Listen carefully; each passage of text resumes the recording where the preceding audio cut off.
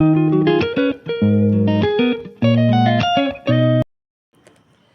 everyone. Today we are going to discuss class 12 Indian economy second chapter Indian economy between 1950 to 1990.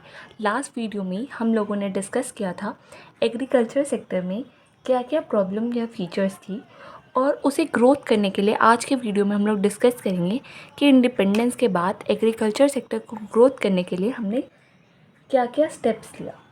तो सबसे पहला इसमें agriculture sector को promote करने के लिए हमने दो स्टेप्स लिए। पहला था लैंड रिफॉर्म्स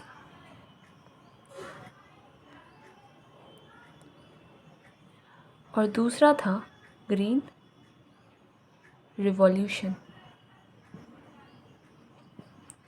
सबसे पहले हम बात करेंगे लैंड रिफॉर्म के बारे में।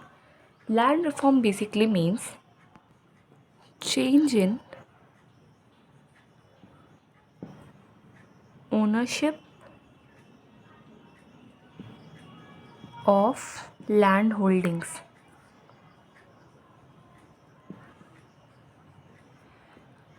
We all know last chapter में हम लोगों ने डिस्कस किया था कि ब्रिटिशर्स ने इंटरमीडियरीज़ या फिर ज़मींदारी सिस्टम को इंट्रोड्यूस किया था, जिसके वजह से लार्ज पीस ऑफ लैंड किसके पास चले गए थे? ज़मींदार के पास चले गए थे।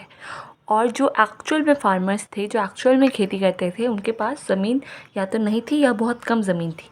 तो इसी चीज़ को चेंज करने के लिए बहुत सारे कंट्रीज़ में इंक्लूडिंग इंडिया में इंट्रोड्यूस किया गया लैंड रिफॉर्म्स। इसका मतलब बेसिकली ये होता है कि ओनरशिप, लैंड होल्डिंग्स के ओनरशिप में क्या करना? चेंज लाना।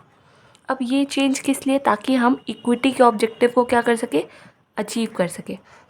हम लोगों ने पढ़ा भी है कि किसी भी प्लान के 4 मेजर ऑब्जेक्टिव होते हैं। पहला होता है ग्रोथ, दूसरा होता है मॉडर्नाइजेशन, तीसरा है सेल्फ रिलायंस और चौथा था इक्विटी। तो इक्विटी के ऑब्जेक्टिव को अचीव करने के लिए इंट्रोड्यूस किया गया लैंड रिफॉर्म्स। और हम लोग जानते ये भी है कि इंडिया में लार्ज पॉपुलेशन किस चीज़ पे डिपेंडेंट थी? तो खेती पे, एग्रीकल्चर पे डिपेंडेंट थी। तो इसलिए लैंड रिफॉर्म करना काफ़ी ज़्यादा ज़रूरी था, ताकि जो ओनरशिप है उसमें क्या आए? चेंज आए। अब इसमें सेकेंड पॉइंट है ऑब्लिशन ऑफ इंटरमीडियरीज।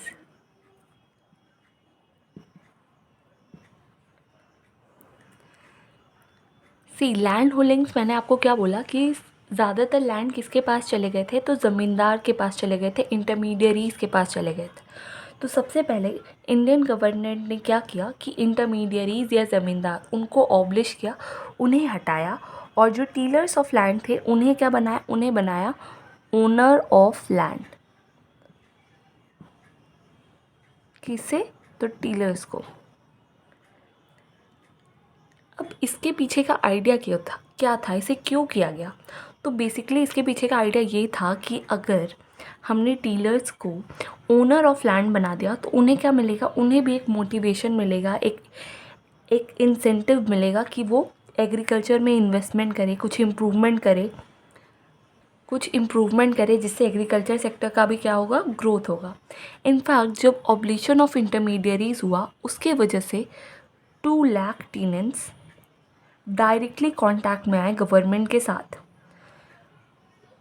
लेकिन हमने जो इक्विटी के ऑब्जेक्टिव को अचीव करने की कोशिश की इंटरमीडियरीज़ को ऑब्लिश करके, वो पूरी तरीके से अचीव नहीं हो पाया। इसके कुछ कारण थे। इसका सबसे पहला कारण ये था कि ज़मींदार ने क्या किया? सिस्टम के अंदर लूप होल्स को खोजा, और लार्ज एरिया ऑफ लैंड वो अभी भी आफ्टर लैंड रिफॉर्म्स भी क्या कर रहे थे? ओन कर रहे थे।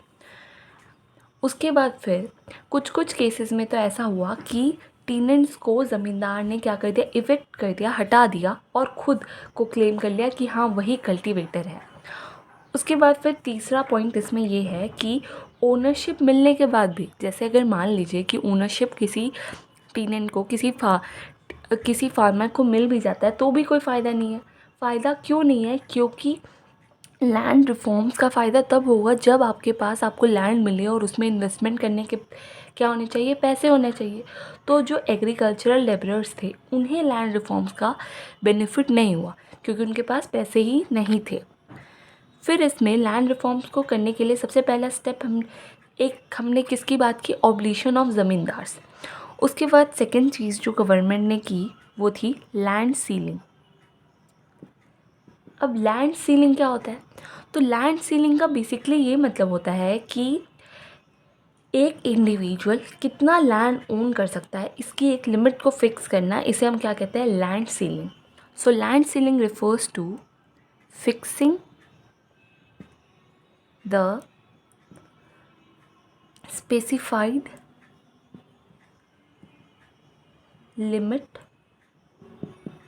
of land which could be owned by an individual.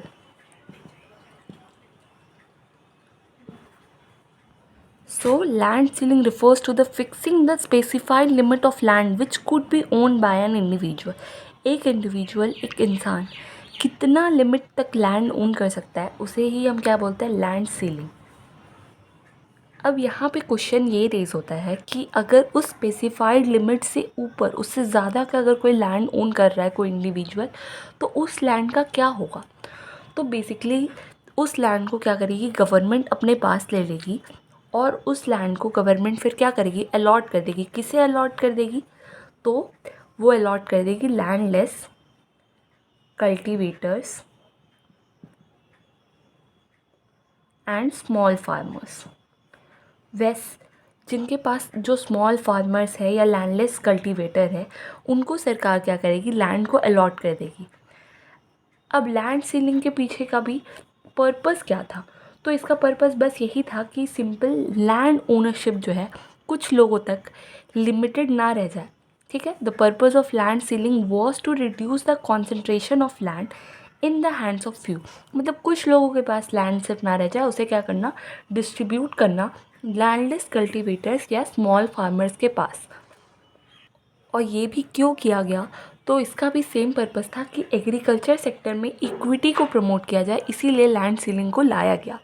लेकिन लैंड सीलिंग को बड़े बड़े लैंडलॉर्ड्स ने चैलेंज किया, जिसके वजह से जब लैंडलॉर्ड्स ने लैंड सीलिंग को चैलेंज किया तो उसका जो इम्प्लीमेंटेशन था वो क्या होगा, डिले हो गया, उसको इम्प्लीमेंट करने में देरी हो गई, जिसके वजह से जिसका एडवांटेज इन लैंडलॉर्ड्स ने लिया और उन्होंने लैंड को अपने क्लोज रिलेटिव्स के नाम में पे ट्रांसफ़र कर दिया, जिसके वजह से वो इस लेगिस्लेशन से क्या हुआ, बच गए। अब लास्टली हम बात करते हैं, ये जो लैंड रिफॉर्म्स लाए गए, जैसे ऑब्लिशन ऑफ इंटरमीडियरीज़ किया गया या लैंड सीलिंग लाया गया, तो इसका कंक्लूजन अब हम लोग निकालते हैं कि क्या अल्टीमेटली इसका कंक्लूजन आया। तो इसका कंक्लूजन सिर्फ यही था कि लैंड रिफॉर्म सक्सेसफुल तो हुई, लेकिन सिर्फ कुछ स्टेट्स में, जैसे केरला एंड वेस्ट बंगाल। अब ये क्यों हो पाया इन स्टेट्स में, क्यों लैंड रिफॉर्म सक्सेसफुल हुए? तो इसका रीज़न सिंपल था कि गवर्नमेंट इन स्टेट्स की जो थी वो लैंड रिफॉर्म्स को लेकर के क्या थी, कमिटेड थी। मतलब उनका पूरा फोकस था कि लैंड सिस्टम या जो लैंड होल्डिंग्स है उन्हें क्या करना, रिफॉर्म करना। लेकिन वहीं जो दूसरे स्टेट्स थे उनमें ऐसा कोई कमिटमेंट नहीं दिखा, जिसके वजह से जो इनइक्वालिटी है लैंड होल्डिंग्स में वो हमें आज भी देखने को मिलती है। तो ये था लैंड रिफॉर्म के बारे में। अब नेक्स्ट हम लोग डिस्कस करेंगे ग्रीन रिवॉल्यूशन के बारे में। अब ये ग्रीन रिवॉल्यूशन क्या है? तो ग्रीन रिवॉल्यूशन एक न्यू स्ट्रैटेजी है जिसे हमने कब अडॉप्ट किया है? इसे हमने अडॉप्ट किया था थर्ड प्लान में, मतलब ड्यूरिंग 1960s के बीच में ये ग्रीन रिवॉल्यूशन का कंसेप्ट हमने अपने कंट्री के अंदर इंट्रोड्यूस किया। हमने बेसिकली ग्रीन रिवॉल्यूशन के थ्रू क्या किया, जो ट्रेडिशनल एग्रीकल्चरल प्रैक्टिसेस थी उन्हें रिप्लेस किया। कैसे रिप्लेस किया? तो हमने इंट्रोड्यूस किया modern technology and new agricultural practices.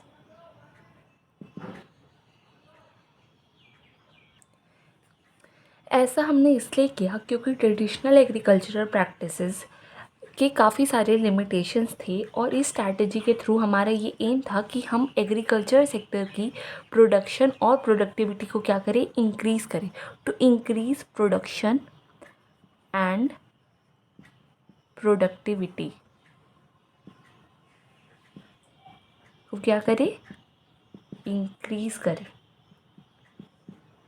हालांकि ये जो ग्रीन रिवॉल्यूशन का कंसेप्ट था ये कुछ सेलेक्टेड रीजन्स में ही सक्सेसफुल था। हमने उन सेलेक्टेड रीजन्स में मॉडर्न इनपुट्स जैसे कि फर्टिलाइज़र्स,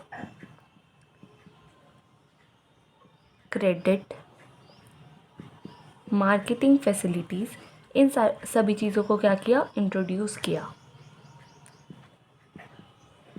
अब ये तो था इंट्रो पार्ट। अब हम ग्रीन रिवॉल्यूशन के बारे में डिटेल में पढ़ेंगे। अब वी ऑल नो कि जब हम इंडिपेंडेंट हुए थे तो हमारी कंट्री के अराउंड 75% ऑफ द पॉपुलेशन का किस में इंगेज थी, तो एग्रीकल्चर सेक्टर में इंगेज थी। इंडिया में हम लोग जो इरिगेशन फैसिलिटी हो गया, हमारा डिपेंडेंस किस पे था, तो मॉनसून पे। अगर किसी साल मॉनसून नहीं होता था या शॉर्टेज हो जाता था तो फार्मर्स को उस टाइम पे बहुत ज़्यादा दिक्कतें होती थी। इनफैक्ट फूड शॉर्टेज जैसी दिक्कतें भी हमें फेस करनी पड़ती थी। इनफैक्ट जो हमारे एग्रीकल्चर सेक्टर की प्रोडक्टिविटी भी थी वो काफ़ी ज़्यादा लो थी। इसका कारण ये था कि जो हम टेक्नोलॉजी यूज़ करते थे वो कैसी थी, वो आउटडेटेड थी और हमारे पास जो रिक्वायर्ड इंफ्रास्ट्रक्चर चाहिए होता है एग्रीकल्चर के लिए वो भी नहीं था। तो फिर इन सभी चीज़ों को एड्रेस करने के लिए हमारे बहुत सारे एग्रीकल्चरल साइंटिस्ट ने इंटेंसिव और एफ़र्ट्स डाले ताकि वो स्टैग्नेशन जो हमारी एग्रीकल्चर सेक्टर में इंडिपेंडेंस के बाद देखा गया उसको परमानेंटली ख़त्म किया जा सके, तोड़ा जा सके। और इसके लिए आया ग्रीन रिवॉल्यूशन। अब ये ग्रीन रिवॉल्यूशन तब से हम इसकी बातें कर रहे हैं। ग्रीन रिवॉल्यूशन आखिर होता क्या है? So green revolution refers to the large increase in production of food grains due to use of high yielding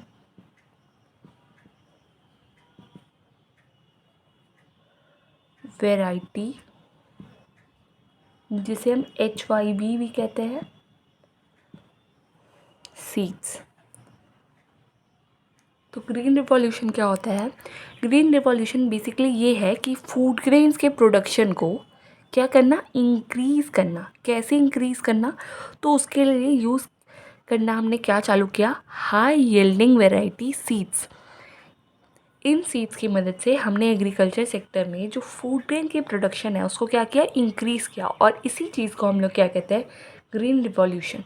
और इस रिवॉल्यूशन के कारण हमारे एग्रीकल्चर सेक्टर में बहुत ज़्यादा एडवांसमेंट हुआ, बहुत ज़्यादा तेज़ी आई। अब ग्रीन रिवॉल्यूशन की बातें हो ही रही है तो नेक्स्ट अब हम लोग इसमें डिस्कस करेंगे ऑरिजिन के बारे में। तो खरीफ सीज़न 1966 में इंडिया ने पहली बार हाई यील्डिंग वैरायटी प्रोग्राम को क्या किया, अडॉप्ट किया।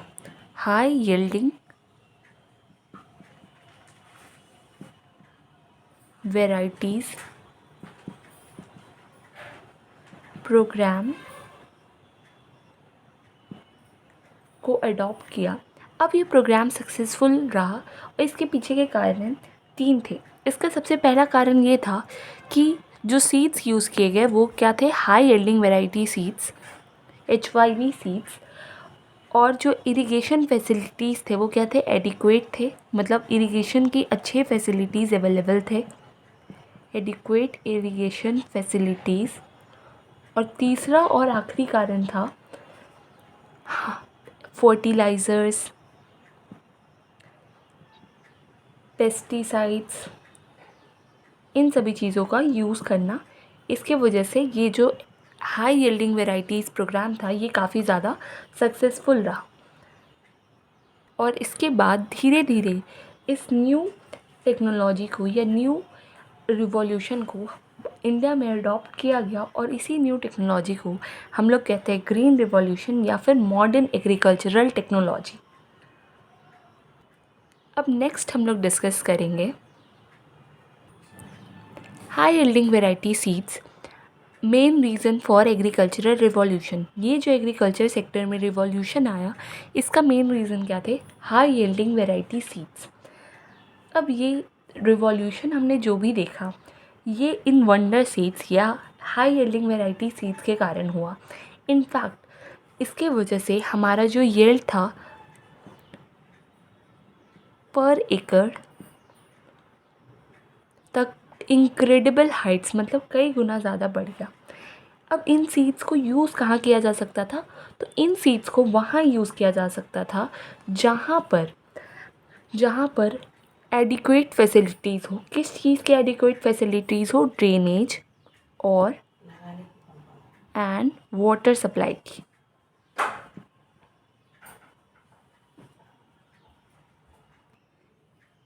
इन सीड्स को ऑर्डिनरी सीड्स के मुकाबले जो केमिकल फर्टिलाइज़र्स थी उनकी ऑलमोस्ट 4 से 10 गुना ज़्यादा रिक्वायरमेंट्स थी ताकि जो प्रोडक्शन हो वो क्या है ज़्यादा से ज़्यादा इंक्रीज़ कर सके। तो सबसे पहले हमने क्या देखा? ड्रेनेज और वाटर सप्लाई, इसमें हमें क्या चाहिए था? अच्छा खासा चाहिए था।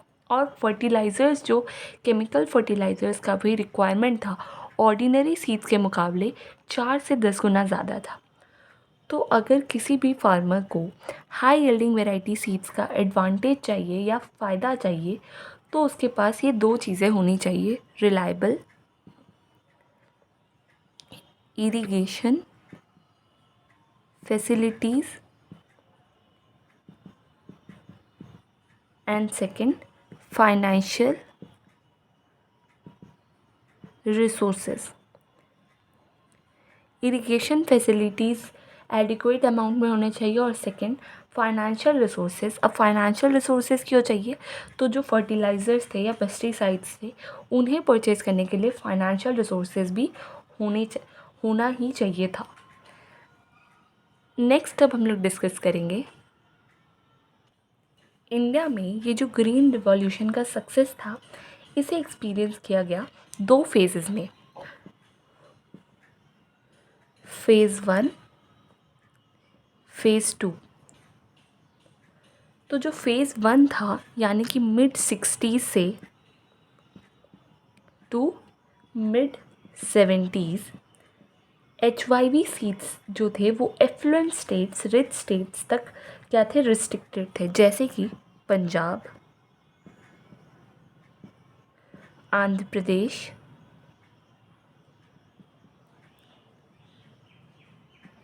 तमिलनाडु एट्सेट्रा। अब HYV सीड्स का इस फेज़ में ज़्यादा से ज़्यादा किन रीजन को फ़ायदा हुआ? तो जो वीट ग्रोइंग रीजन थी उन्हीं में ज़्यादा फ़ायदा HYV सीड्स का हमें दिखाई पड़ा, वीट ग्रोइंग रीजन्स। फिर जो सेकेंड फेज़ था यानी कि मिड 70s से मिड 80s के बीच, तो HYV टेक्नोलॉजी जो थी वो HYV जो सीड्स थी या टेक्नोलॉजी थी वो लार्ज नंबर ऑफ़ स्टेट्स में फैली और वैरायटी ऑफ क्रॉप्स तक इसको फ़ायदा हुआ। लार्ज नंबर ऑफ़ स्टेट्स, बहुत सारे स्टेट्स, और सीड्स पे हमें इसका इम्पैक्ट देखने को मिला। अब नेक्स्ट हम लोग डिस्कस करेंगे important effects of green revolution. इसके क्या इम्पॉर्टेंट इफ़ेक्ट्स पड़े हमारी कंट्री के ऊपर? तो ग्रीन रिवॉल्यूशन के कारण इंडिया ने अचीव किया सेल्फ सफिशिएंसी इन फूड ग्रेन्स। अब इंडिया जो था वो हमारा जो डिपेंडेंस था अमेरिका या किसी भी देश पे फूड रिक्वायरमेंट पे, वो क्या हो गया, वो डिपेंडेंस ख़त्म हो गया और हम बन गए सेल्फ सफिशिएंट इन फूड ग्रेन्स। फिर इसमें सेकेंड पॉइंट है marketable table surplus. What is marketable surplus? तो ग्रीन रिवॉल्यूशन के कारण हमने अटेन की मार्केटेबल सरप्लस। तो marketable surplus basically means that part of agricultural produce which is sold in the market by farmers after meeting their own consumption requirement।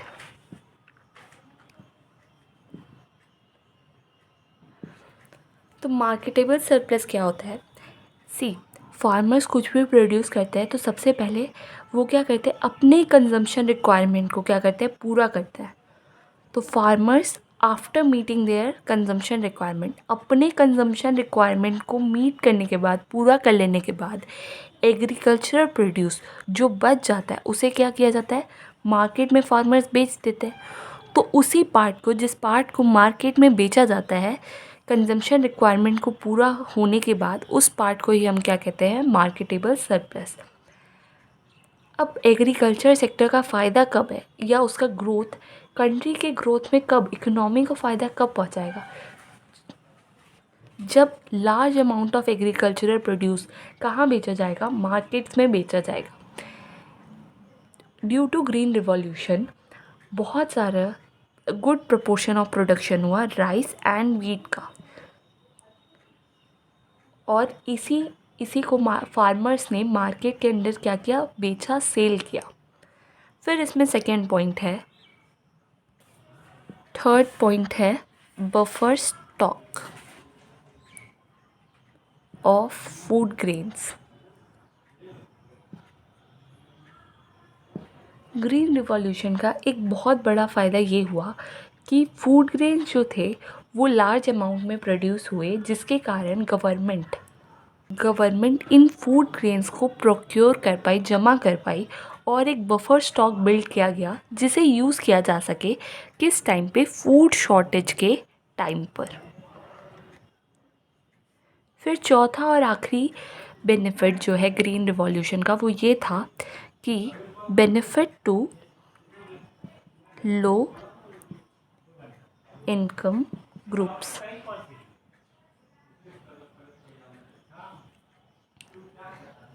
अब due to green revolution agriculture produce हमने देखा क्या हुआ, बहुत increase किया, और market में भी मार्केटेबल सरप्लस भी इंक्रीज़ हुआ।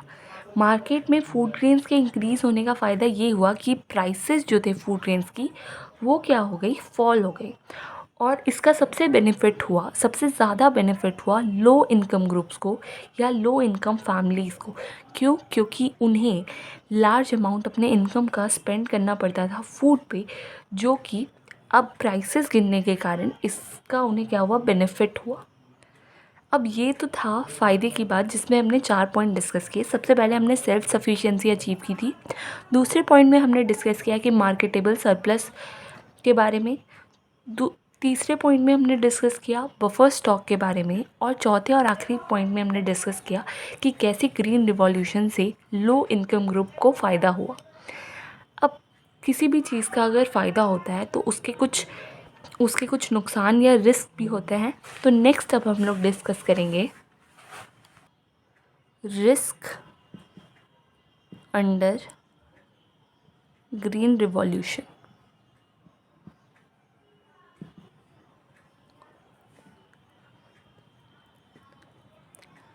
से वी ऑल नो कि पूरे कंट्री को ग्रीन रिवॉल्यूशन से बहुत ज़्यादा फ़ायदा हुआ, पर ये जो टेक्नोलॉजी थी ये रिस्क फ्री नहीं थी, इसके कुछ रिस्क थे।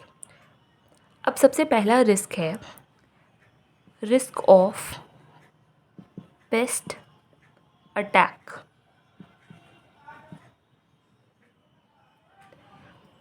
HYV क्रॉप्स या HYV सीड से जो क्रॉप उगते थे उन पे जो पेस्ट अटैक का रिस्क होता था वो कंपैरेटिवली ज़्यादा होता था। तो अगर कोई स्मॉल फार्मर इस टेक्नोलॉजी को यूज़ करता है तो चांसेस बहुत ज़्यादा बढ़ जाते हैं कि वो इस टेक्नोलॉजी के कारण अगर एक पेस्ट अटैक होता है तो उसमें वो अपने सभी चीज़ों को क्या कर दे, लूज़ कर दे।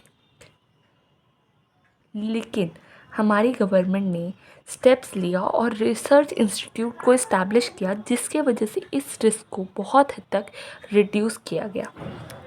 फिर इसमें सेकेंड पॉइंट है risk of increase in income inequalities.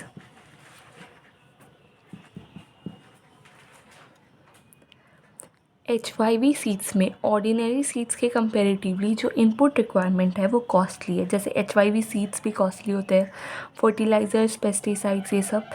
तो इसके वजह से अफोर्डेबिलिटी किसके पास थी, लार्ज फार्मर्स के पास थी, और इनकम भी उन्हीं का इंक्रीज़ होता। तो जो डिस्पैरिटीज़ थी, इनकम का जो गैप था, वो चांसेस था बिग फार्मर और स्मॉल फार्मर के बीच में क्या हो जाए, इंक्रीज़ हो जाए। क्योंकि क्या कारण था, क्योंकि सिर्फ बिग फार्मर्स ही इन इनपुट्स को क्या कर सकते थे, अफोर्ड कर सकते थे। लेकिन हमारी जो सरकार थी उन्होंने क्या किया, इसको भी कंट्रोल करने के लिए कुछ स्टेप्स लिए जिसके वजह से ये सारी चीज़ें, ये जो रिस्क था इसका इम्पैक्ट नहीं पड़ा।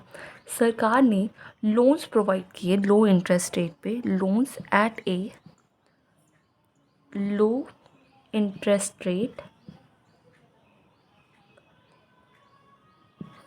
टू स्मॉल फार्मर्स, ताकि वो भी क्या कर सके, अफोर्ड कर सके इनपुट्स को। अब स्मॉल फार्मर्स भी क्या कर सकते थे, अफोर्ड कर सकते थे इन इनपुट्स को, इसीलिए उनका भी जो आउटपुट है वो क्या हुआ, इंक्रीज़ हुआ समय के साथ। इसीलिए ग्रीन रिवॉल्यूशन का अल्टीमेटली जो फ़ायदा है वो बिग फार्मर हो या स्मॉल फार्मर हो, दोनों को मिला, दोनों ने इसका एडवांटेज लिया। अब नेक्स्ट हम लोग डिस्कस करेंगे debate over subsidies to agriculture. अब सब्सिडीज़ का मतलब क्या होता है, सब्सिडीज़ बेसिकली मीन्स कि एक तरीके का फाइनेंशियल असिस्टेंस जो गवर्नमेंट प्रोवाइड करती है लोगों को। अब सब्सिडीज़ एग्रीकल्चर के कॉन्टेक्स्ट में अगर हम लोग समझें तो फार्मर्स को जो इनपुट्स है, फार्मर्स को जो इनपुट्स हैं वो मिलते हैं at a price lower than market price.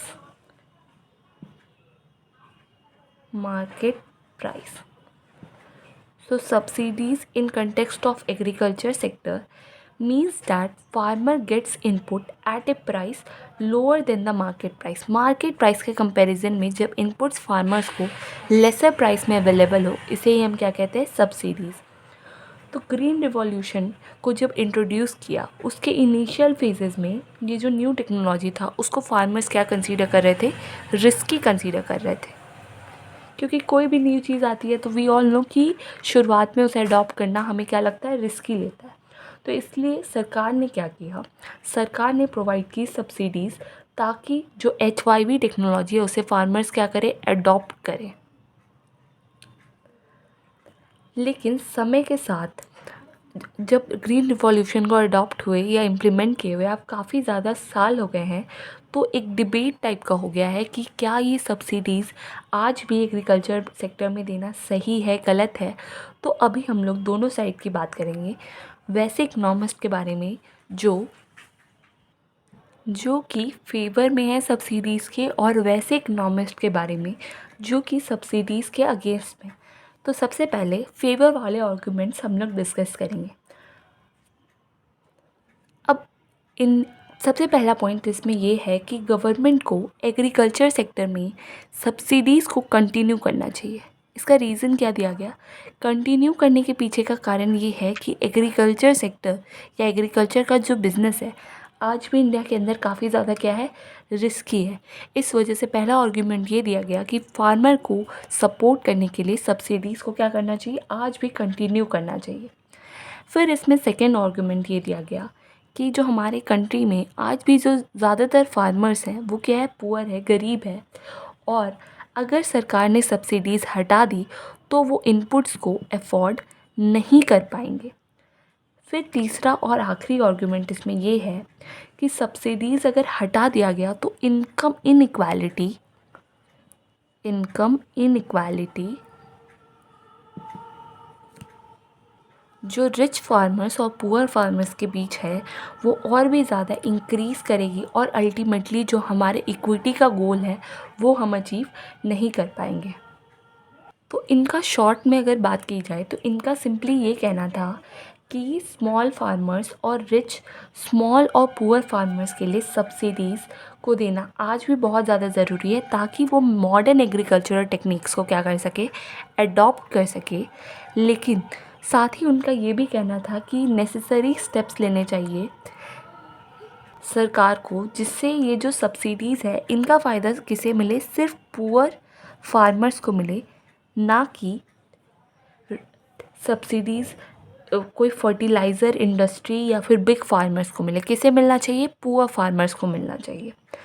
अब नेक्स्ट हम लोग डिस्कस करेंगे इकोनॉमिस्ट अगेंस्ट द सब्सिडीज़।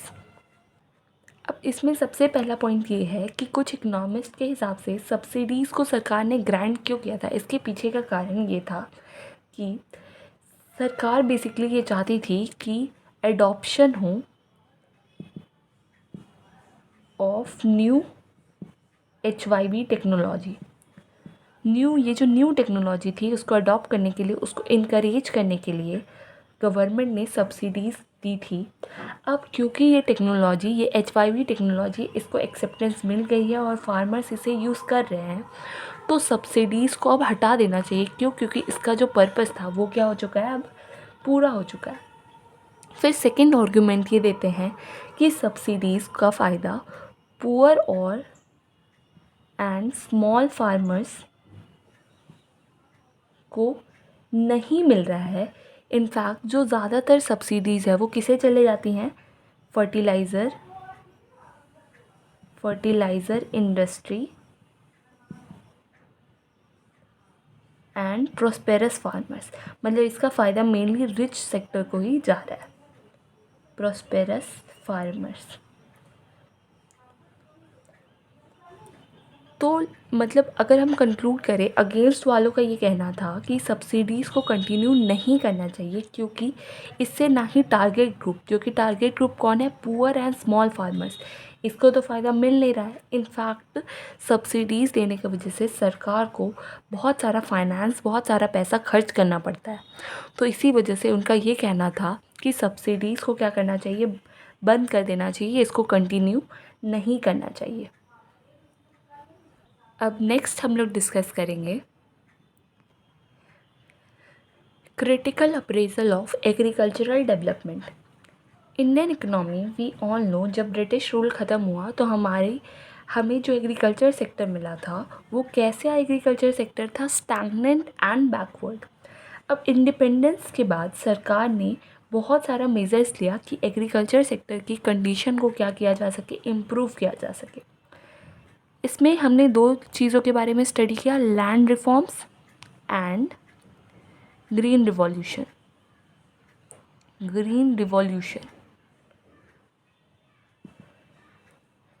अब ये दोनों स्टेप्स को हम लोग कह सकते हैं कि ये इंडियन गवर्नमेंट की बहुत बड़ी अचीवमेंट थी क्योंकि इससे एग्रीकल्चर सेक्टर का जो प्रोडक्शन था और जो प्रोडक्टिविटी था, प्रोडक्शन एंड प्रोडक्टिविटी दोनों क्या हुआ? इंक्रीज़ हुआ। इनफैक्ट 1950 से लेकर के 1990 के बीच में जो एग्रीकल्चर प्रोडक्टिविटी है उसमें सब्सटैंशियल इंक्रीज़ हुआ। और हमने क्या अचीव किया, हमने ग्रीन रिवॉल्यूशन के कारण अचीव किया सेल्फ सफिशिएंसी इन फूड ग्रेन्स। और लैंड रिफॉर्म्स के कारण जो ज़मींदारी सिस्टम था वो भी क्या हो गया, ऑब्लिश हो गया, ख़त्म हो गया। इसी पीरियड के दौरान जो जीडीपी में एग्रीकल्चर का कंट्रीब्यूशन था वो क्या हुआ, डिक्लाइन किया। लेकिन जो पॉपुलेशन का डिपेंडेंस था, जीडीपी हमारी डिक्लाइन की, मतलब एग्रीकल्चर सेक्टर का कंट्रीब्यूशन जीडीपी में डिक्लाइन किया, लेकिन जो हमारा पॉपुलेशन का डिपेंडेंस था एग्रीकल्चर सेक्टर पे, उस पर कोई असर नहीं हुआ। इनफैक्ट 1990 तक भी हमारे पॉपुलेशन का ऑलमोस्ट 65% एग्रीकल्चर सेक्टर में ही क्या था, इंगेज था। लेकिन ये जो पॉपुलेशन एग्रीकल्चर सेक्टर में इंगेज थी इतनी ज़्यादा, इसका मतलब ये नहीं था कि एग्रीकल्चर सेक्टर में इतने सारे लोगों की रिक्वायरमेंट थी। इनफैक्ट एग्रीकल्चर सेक्टर इतने लोगों के बिना, 65% ऑफ द पॉपुलेशन के बिना भी, कम पॉपुलेशन के साथ भी ऑपरेट कर सकती थी। लेकिन इंडस्ट्रियल सेक्टर और सर्विस सेक्टर जो है इतने सारे एक्स्ट्रा लोगों को ऑब्ज़र्व नहीं कर पाए, जिसकी वजह से हमारा जो डिपेंडेंस है पॉपुलेशन का वो एग्रीकल्चर सेक्टर पे अराउंड 65% रहा। इनफैक्ट इसे हमारा जो पॉलिसी है 1950 से लेकर के 1990 के बीच में एग्रीकल्चर सेक्टर को लेकर के, इसे एक इम्पॉर्टेंट फेल्योर माना जाता है, क्योंकि जो हमारा पॉपुलेशन था वो बहुत ज़्यादा डिपेंड करता था एग्रीकल्चर पे। आई होप आपको आज की वीडियो पसंद आई होगी। अगर आपको वीडियो पसंद आई तो चैनल को लाइक, शेयर और सब्सक्राइब करें और मुझे कमेंट सेक्शन में ज़रूर बताएं।